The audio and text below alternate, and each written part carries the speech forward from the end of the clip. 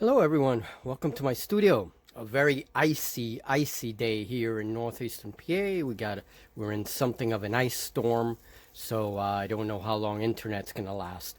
But anyway, I want to show you guys the another update on the oathmark River Wars project. And basically, this is a very basic project to make some simple boats for oathmark so that we can play river scenarios. Now, I'm looking at these more like glorified movement trays. I can even go simpler than this. Basically, I'm going to show you how I cut the hulls and everything.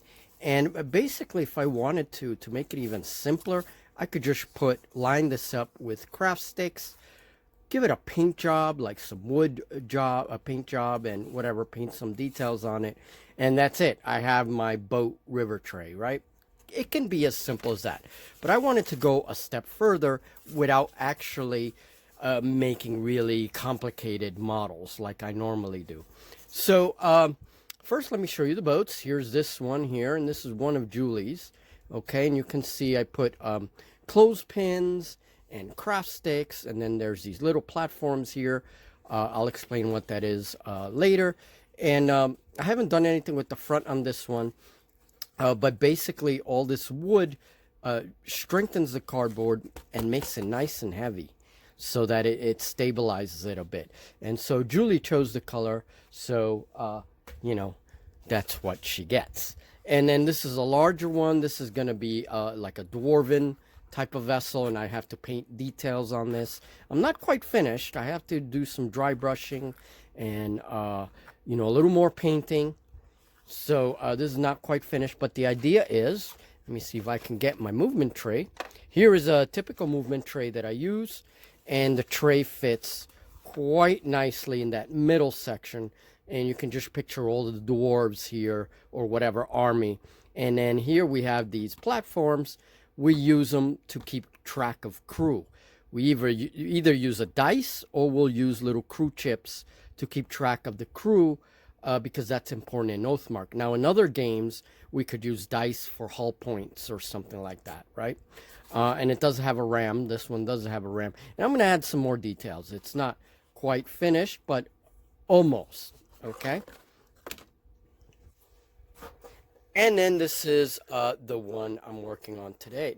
And this one is based on a trireme, sorry. And you can see the shape I gave it, very trireme-like. And it has all this craft wood and everything lining it up. So again, it's very sturdy, very strong. And here are my clothespins, and I love clothespins because I use them in so many different ways. Here I'm using it as a support, and then I will cut my siding of cardboard for the deck and plant it there. I didn't do that because I wanted to show the support here. And then there's another set of clothespins inside the middle of the ship holding that up. And so that's all hot glued together, and I have a very nice sturdy piece. And as you can see, I can fit my regiment tray. Now, the reason why I do the regiment trays is because if this boat does an amphibious landing, you can just pick up your tray and put it on land.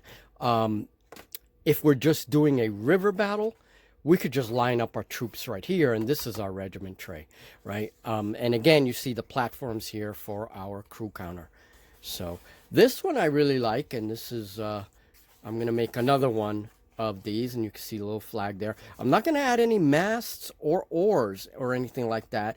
You know, we can imagine that these things are powered by oars, by magic, by whatever you want. But basically, I'm not going to add that because we want to have free reign so that when boats come alongside each other or crash into each other, troops can engage, right? So we want to have a free sort of area. Now, eventually, if I do want to put masts, I can drill a hole here,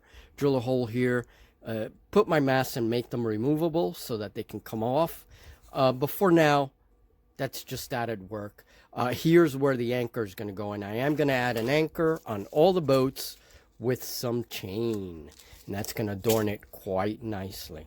Okay, so there's my trireme version. Oh, and these things here are so that the chain can wrap around for the anchor. Okay, so there's that one. And one of the nice things about these things is that keep them like that, and I can kind of put them on top of each other, right? You know, I'll figure out a way, maybe do this or do that, and they, you know, I can store them. I can store them easy, so they can just pile up on top of each other, and I can put them away in a space. You know, this one's a little trickier, of course, because it has this big bow and big stern piece, right? But that's okay. And then we have these older pieces, and these are my Goblin amphibious barges. This is what my Goblin King used to attack Julie's inshore outpost or whatever, one of the river battles that we did with 15 millimeter. Well, these are going to show up again, but the Goblins are using them as boarding barges so that they will hook up to other boats and, you know, attack who's on it. So letting my imagination go a little bit. So first things first, what I do is I take my cardboard box, and I cut the lids. I'm only using the lids for the hulls, okay? And so some of them will have long lids and some of them will have shorter lids.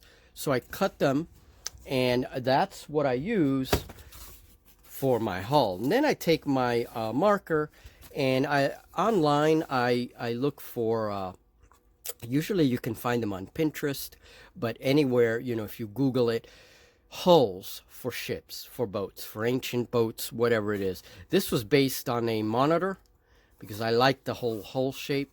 And basically, I roughly draw it. You can also print out your diagram in the scale that you want it, and then lay it across your cardboard and use that as a template. That's fine. You know, either way, I've done it both ways.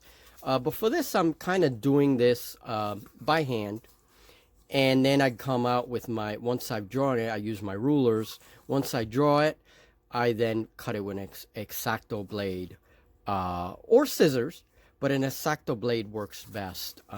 This one I have to trim a little bit.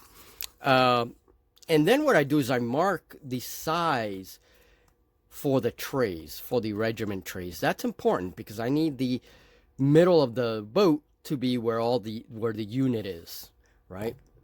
The unit that it's carrying. So for these boats, normally I would do like a whole side with my bow, my stern, everything all together, and then you have to measure it so that one half fits, you know, the entire length of the boat, and then that's how I do my hulls. But for this one, I'm doing it different because I do this whole platform thing in the middle. I'll take another piece of cardboard, and basically I bend it, and I try to be as straight as I can. It's not always easy with corrugated cardboard. I like using corrugated because it's thicker, right? And there's more space for glue. And I do something like this. I sandwich it. Next, I very roughly, and for this I'm either looking at pictures online for inspiration or just letting my imagination go. I'm going to do the bow, and so I take my marker and just very carefully just draw my bow. And I'm going to do this one kind of like a little bit like a gondola almost. That's kind of the shape that I'm going for because Julie has elves, and you know, I don't know, it's kind of a very typical shape, I think, kind of canoe-like. All right, so say that's my bow, okay? And then what I do, I take heavy scissors and cut both sandwich pieces of cardboard, okay, together. Okay, and so I have this bow. And then what I do is I have to fit it on my front piece here. And that takes a little time, little effort, but you can see where I'm going with this. All right, so this has to be hot glued, and you know, so I have this kind of shape thing going on. And down here I could do something similar, maybe a little lower, so we can identify what's the bow and what's the rear, the stern. or I could just do a flatter stern and just a really high bow. Okay, so that's basically the way I begin all the ships. Okay. So next, I do my bow. Now, I could either fold, do this exact same thing for my stern. I'm sorry, for my stern. This is my bow. For my stern, or I can take the piece that I cut and use it to make an oddly shaped stern. That requires a little more work. And that's exactly what I did for this dwarf boat. I actually used the pieces that I cut from the stern back there and turned it into a bow, right? And I made this odd looking shape for the front. But for this one, I think I'm going to go more traditional and just do a regular. For measuring things, I do a lot of things by eye.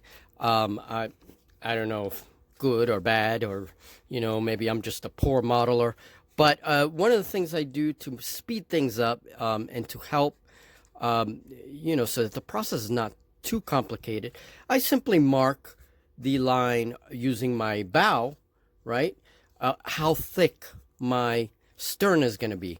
And I'm thinking of actually not doing the curve the way I do here, like canoe wise, but maybe just do a flat stern and see, maybe give it a little bit of a up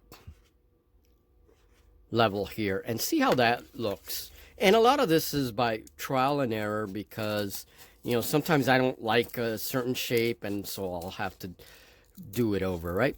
But I think a little tail spike or whatever wouldn't be bad. See? And so that's my bow and my stern. Okay? And so I have that weird high piece there, and I can deal with that many different ways. I can decorate it many different ways. I may put a dragon head up there, right? So basically, so here is my ship forming. Okay, so everything's glued on, and you can see that really high bow. I may add another piece coming down here that's similar to the trireme, and that will change things a little bit.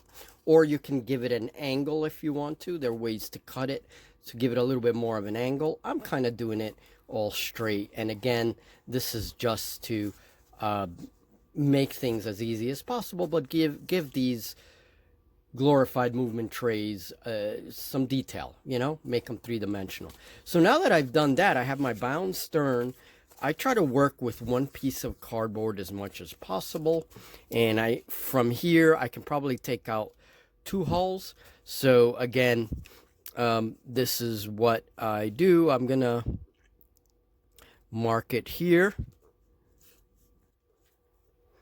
I'm gonna mark it right here as well.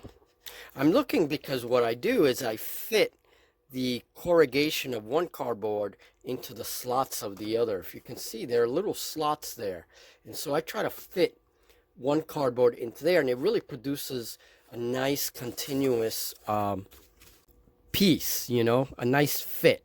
So let's see if I can accomplish that. And if not, then I overlap the cardboard a little, and later I just add craft sticks, and that's all that will happen if I can't get it to work. So then I do that, and then of course I have to do, now this cardboard's a little bit, it's not straight, so we're going to make sure that's straight. We do want a straight line as much as possible. And later I will add craft sticks, and it will actually make it look even straighter. All right, so I'm just measuring now the siding for the hull. And like I said, you could do this all in one piece. But I decided to do the bow and sterns as separate pieces. And then I do my side hull. Okay, so I'm going to... Now again, it's better off using X-Acto blade. That's what I was using earlier. Unfortunately, I don't have, my X-Acto blade broke, and that was my sharpest one. I have to get new ones. So yeah.